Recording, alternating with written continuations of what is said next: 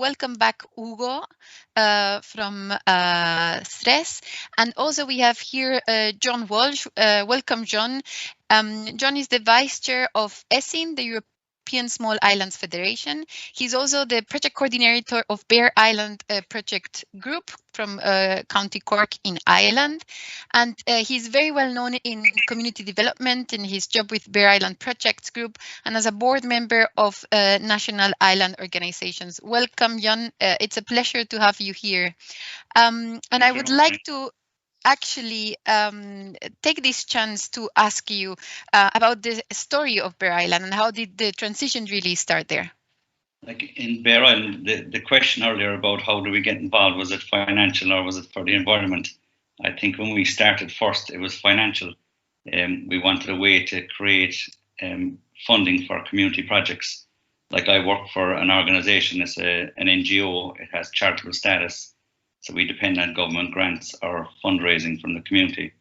And we started off probably in 1999 to develop a wind turbine. And that was kind of the start of our journey. And like I'm delighted to be here today with the likes of CERN. You know, like I met CERN in a different project way back, and the story of SAMSO is very inspiring. It's great to see, even from watching the video since I was there in 2006, they're after doing a lot more work. Like at the time I was there, they were really the leaders in Europe, but I think they're really after pushing the boundaries out. And I think islands, and especially the island I come from, I'd love to be able to do some of the work that's been done in SAMSO. But our journey, like in Ireland, what I find is that it's very difficult for small communities. A lot of the islands in Ireland have populations of maybe 200 people.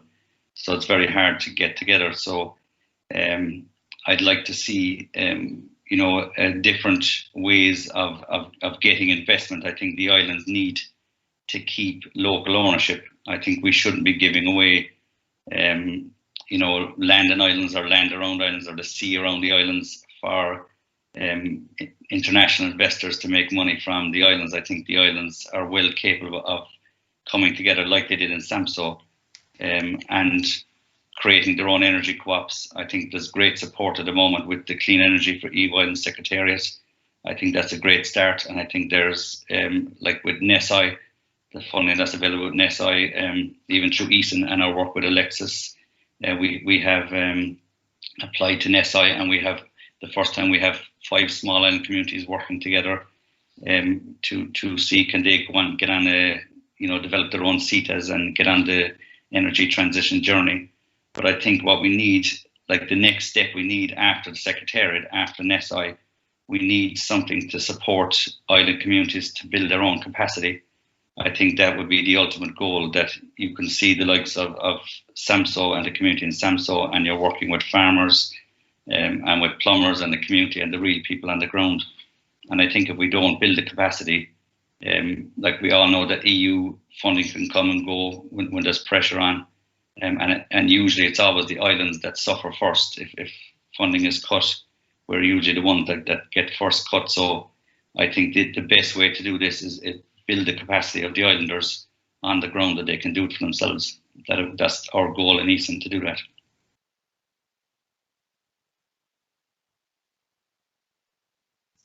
Yes, thank you, John. Indeed, it is important. As we say, that islanders not only feel, you know, that they have a say in the energy transition, but that they actually own it themselves. I would like to ask Hugo as well, and from SAMSO too, we've seen 2 very great examples of 2 islands that are very different, one located in Croatia, the other one in Denmark. But despite the differences, have you, on the different presentations that we've seen today, the panels, the videos, it would be very interesting if you could comment on what you find inspiring from each other's examples. Yeah, I would like maybe to follow up on the concept of being psychologist rather than a technician to drive this transition. And I completely agree. I liked yesterday the concept of habitability And Soren mentioned also the missing young generation on the island. We don't have such big problem with this young generation, but anyway, I completely agree that you cannot look at the energy transition as a bubble, as something separate from the overall transition or overall development of a community or of an island. So we need to introduce the energy transition just as a part of a comprehensive development strategy and comprehensive development efforts. That's why I think that in our case we have an advantage to lead this energy transition from the development agency, which deals with other aspects of development. We deal with sustainable tourism. We had a testimonial about the tourism industry, which is the biggest industry on our island. And these two things are interconnected. And when I have a workshop, then I need the workshop for one project dealing with sustainable tourism. Then in 2 or 3 weeks or a month, I need another workshop dealing with energy transition. But the stakeholders that I invite are always the same. We are a community of 11,000 people, and if they not understand the interconnection of these two things, and if we don't push different things together ahead, then they won't show up in these debates and in these workshops. Yeah, absolutely. I agree. And something I heard before was that I can really relate to is how people can be skeptical in the beginning, but then when they see that something is cooking, that they want to be part of it. When the previous speaker mentioned that about the attempt for a cooperative, where the first meeting few people attended, and then it was doubled. At least when it was more explained, and from it went from mouth to mouth. So I think it has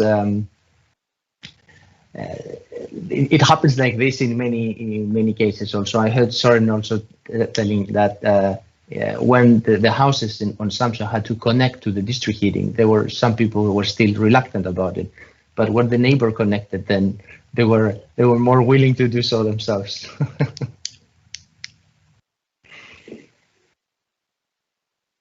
But you could say that there's a trend thing to this also. I mean, I've been in your place, John. I've been in Ireland many times also. I've been to many of the islands, and I see that there's a lot of similarities in the life on islands, where people are in many ways very conservative and protective about their own culture and their own background, but they're also very curious and open-minded, because they know that they have to invite something from outside to kind of spice up the change. Or I mean, my father, when I was a young boy, he said, "You have to marry someone from outside because we need some new blood in the family." And I think that's it's kind of true, because in many ways, I listened carefully to what he said, and I got some imported from Copenhagen, and he has certainly spiced up my life, and we have produced some interesting things together. And I think the same thing comes with change from outside, that we need to invite the unknown into the equation somehow, and let it spice up the life and possibilities on the island. But that's a hard puzzle sometimes to make, because you have a lot of different opinions about that. And this is again kind of the contradiction, John, with the culture, because you have a really strong culture in the islands also, and a lot of people who think, that's something from the mainland. I mean, it never work here. I think sometimes I know some of the Irish islands have only in the last 10 or 20 years been connected to the mainland grid, they always were, run by generators, and I think they always thought that if they got connected to the mainland grid, that would be great. It'd be modern and it'll be a new way of working. And all of a sudden now we're going back to the, generating locally owned electricity again, and maybe people might think that might be a step back instead of a step forward. So I think there's a bit of work to do on that as well, to say that this is a very positive move for the islands. Yeah. But you could say in the old days, I mean, sometimes I think, what is the next thing we need to do here? And I think that the financial sector is centralizing more and more. You have very big funds and capital funds and pension funds and stuff like that. What if we think that our pension fund has to be local? We cannot keep exporting our wealth out of the island and be part of a foundation that is not sitting in the island. So what if you think that you build up capacity and keep it in the society, like a green bank or a green fund that could help the process of development? And I know that it's not a lot of money, but maybe you can attract money from outside, also development money, and not have it earmarked for certain things, but have it as a capital fund that could co-finance other things or make a guarantee for someone who wants to make something spectacular, and there's a minor risk in it, but this risk has to be covered by some capital fund. So I think that is sometimes what I miss the most, because we're looking at one project at a time, and it has like a starting date and an end date, and then we have to kind of tick all the boxes, and that's it. It's hard to keep running that way, because it's like stop, start all the time.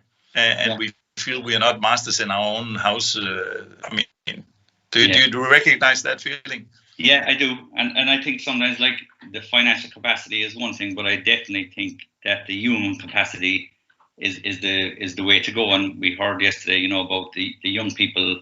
Like, every island, I think, has an issue with young people leave. And I think it's very good. Young people have to go and they have to get educated and they have to see the world. But we need to have the islands ready when they want to come back to have a family and have good childcare and, good education.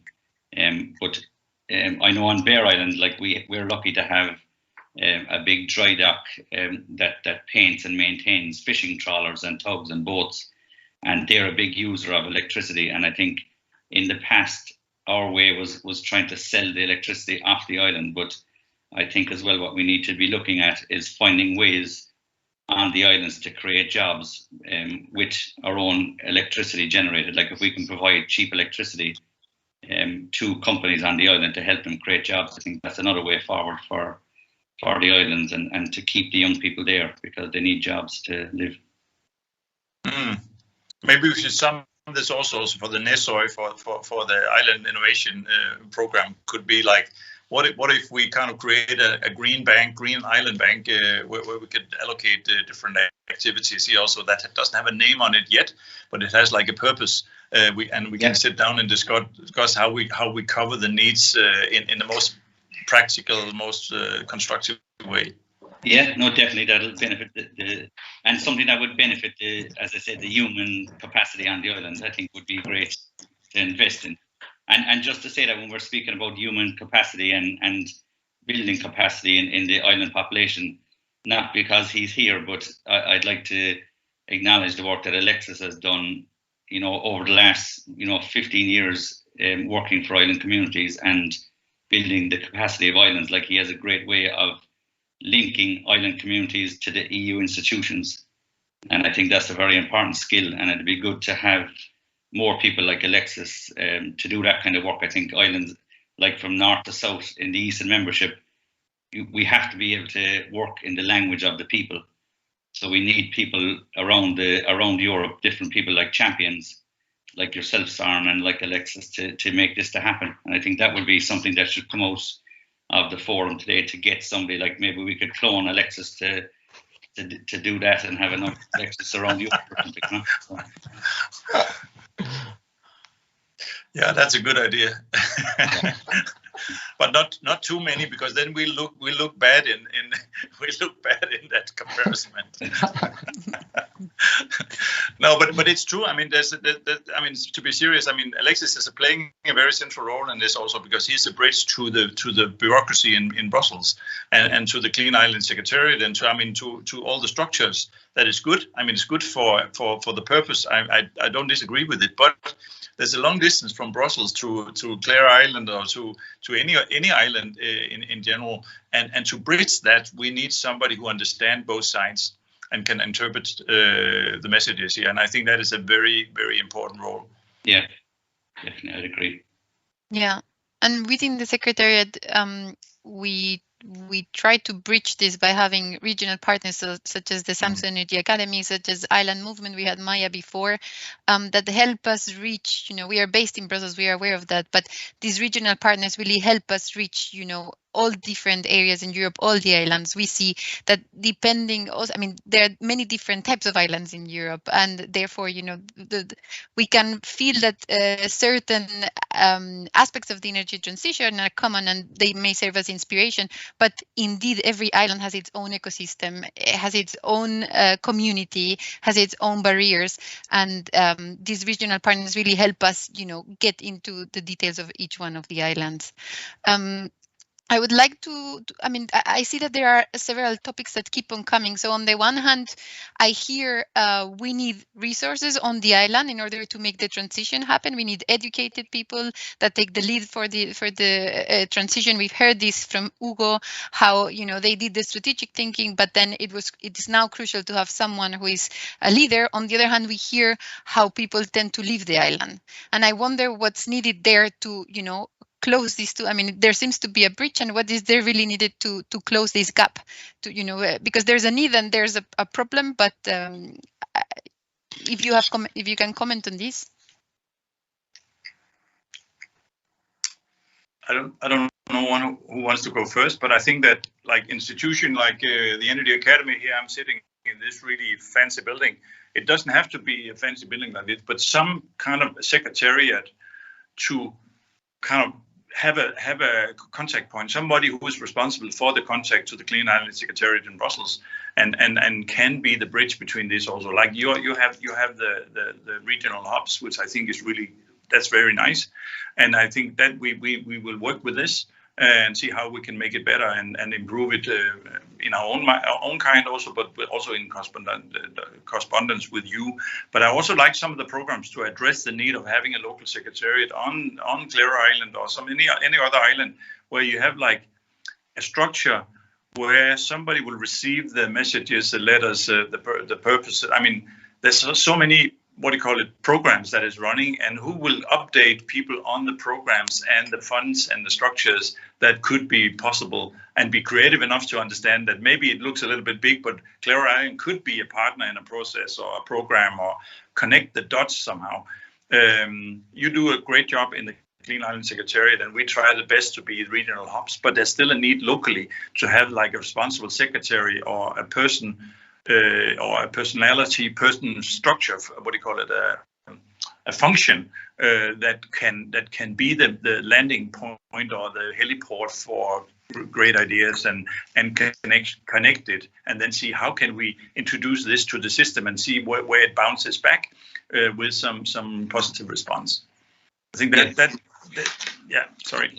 Go ahead. Well, I agree 100%, Søren, and I think like I'm here today representing Easton, and I think Easton can play a huge role in that, because as you know, we have 11 members, like 10 countries, and we have the Islands who are members of the European Small Islands Network. Like we're representing, say, 1,600 islands and about 360,000 islanders. So I think Easton, as maybe you don't know this, but Easton is a voluntary organisation, so all the board members are volunteers.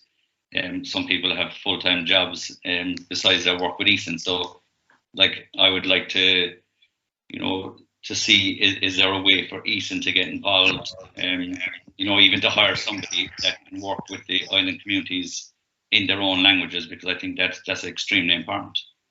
So just to put it out there, I think Easton would be a good organisation to take on some type of role like that, which in association with the Samsung Energy Academy, I think would be a great partnership together, I think. Thank you, Marina, John. Yes. I think regarding your question that we would need some funds just to build up the human capacities on the island, because if you see the call that you announced within the secretariat, it's about technical assistance that you will provide. NSOI is the same option. It's about technical assistance that NSOI team or a small grant that you can use to just buy on the market technical assistance. But there is no funds available to finance 3 years a salary of somebody that could work on the transition on the island. So this is the missing thing. We managed to collect the money among the 2 municipalities and the region to hire 1 person, but that's the limit. Now either you win a project where you can get also a salary, so a budget for the staff to implement this project, but then this staff is focused only on that project that you won. There is no space to work wider. So either at the national or EU level should be somehow available some funds regarding this. And I can comment on Soren idea of creating the local bank, maybe, or a fund. Maybe it's not in some realities possible to do it. In Denmark, they have the mindset maybe a bit different than we in the Mediterranean area. But certainly it's important, and this was inspiring for me also to see that the people invested themselves in the system, and that practically, if I understood correctly, in Samsung they own the local islanders are the owners of the production capacities. That was the reason why we established the cooperative. But for instance, on our archipelago, we will in the next 2 or 3 years build 21 megawatts of solar power plants, but it will be all in the hands of the national electricity company. So we will be more self-sustainable in the energy balance at the end of the day, but not that we are owner of the production capacities and that we produce our energy. But just one idea here could be to say, what if we have a European law in the new Green Deal that says that if you have a production capacity within your region or in your land, then a certain percentage of the production should go to the development of this particular land. So you have the disadvantages, and you can claim you are now sustainable, but you don't have any positive side effects of it. Like the ripple effect of establishing something big is that you have you have a little shipyard where you can actually you can do something there. It creates jobs and income. And if you have a production plant of a certain size, then per megawatt, it could be interesting to have like a bank system where it automatically says in the law you get a planning permission, but in this permission it says that you should give away 2% every year to the local community for them to develop further improvement of the system.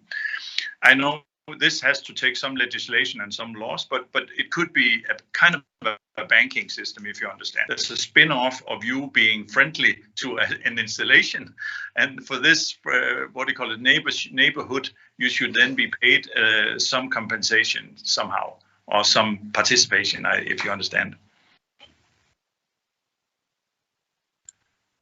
Yeah. And if I may, I would like to ask something, to add something, sorry, about the local capacity that all other speakers also mentioned.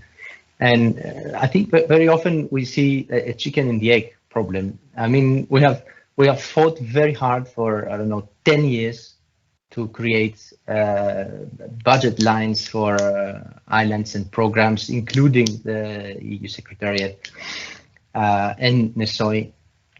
But then, in order for islands to access the what is available for them, they need someone to do the work that Søren was describing.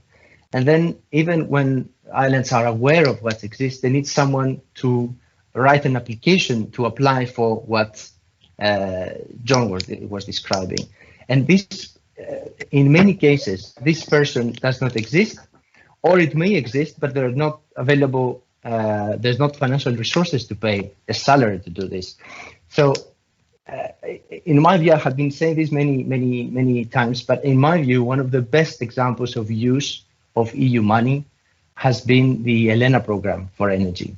Because what does it's called technical assistance, and what does it say? Saying, I recognize that the public authority does not have the capacity to develop, mature a project. And what do? I give a grant that the authority, the applicant, can use to hire someone to develop the project internally, with the hope that after the end of the technical assistance, this person will stay. So this is a very good example, in my opinion, of building local capacity, even if you have to hire someone that you didn't have in the house before, with the hope that this person can stay.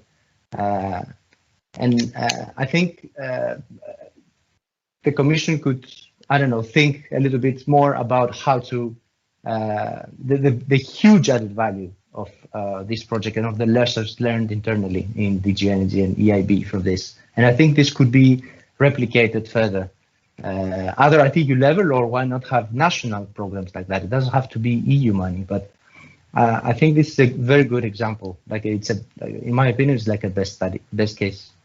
Best practice. Thank you, Alexis. I would like to thank you all for this incredibly interesting panel discussion. I have picked up some topics that I think, would give food for thought, as Alexis was saying, either to the European Commission, to local, to the national governments, and it's here the need for funds to build human capacity to really, so that islands need to stop relying perhaps on volunteering work, or those who don't have the human resources to really get this transition going can actually make it happen. We see that this is one of the main barriers and limitations on islands right now.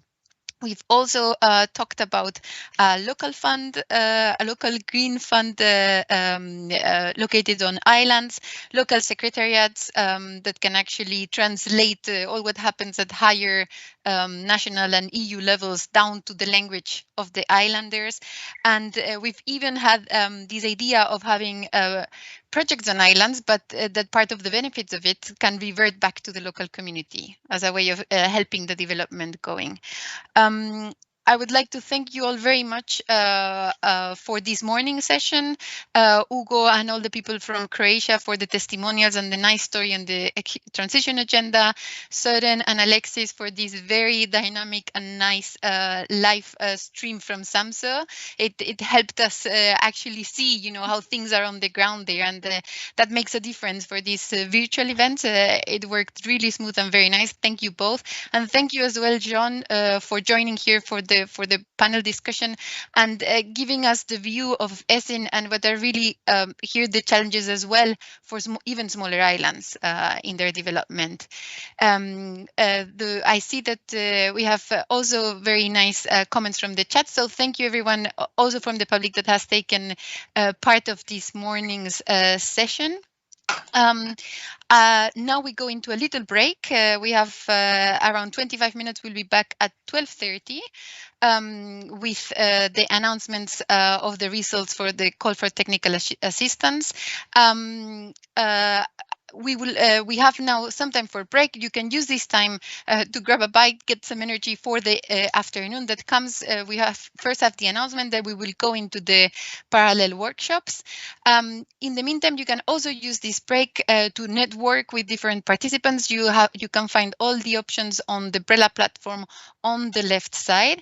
You can also visit the exhibition area and comment there and interact with the different organizations that are shown there.